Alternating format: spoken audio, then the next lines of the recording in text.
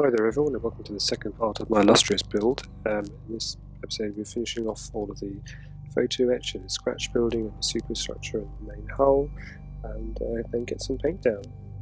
So yeah, I've utilised quite a lot of photo etch here. This is left over from my Enterprise 1/350 scale kit, and a few paper clips and a bit of styling stock, and left over spine of a notebook. So it's coming along really nicely. All of the grey plastic is part of the kit, and anything that's white, brass or metal, see here, is scratch built. Right, an exciting time. It's cold and wet and windy Saturday lunchtime in January, and we're going to start painting the base coat, which is going to be sky grey, hopefully they'll focus, on the island superstructure, and then there's the hull of the ship. So here we go. So here we go, this is the kit all now sprayed with sky grey.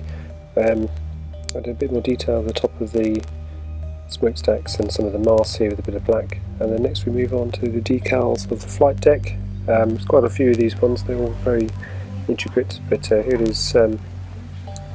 In the process, started off with the red seam line down the middle, and then this element here is made up of about sort of half a dozen or so large decals. Not the greatest ones, they took a while to sort of come off the packing paper, but slowly but surely it built up into quite an impressive flight deck.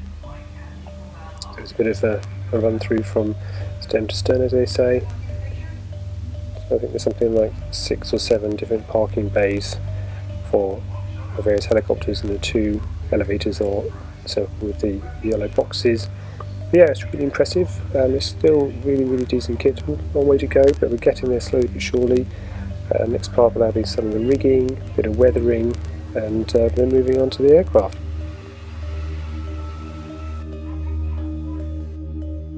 So yeah, getting there, and looking forward to showing you what I've got to do next couple of weeks.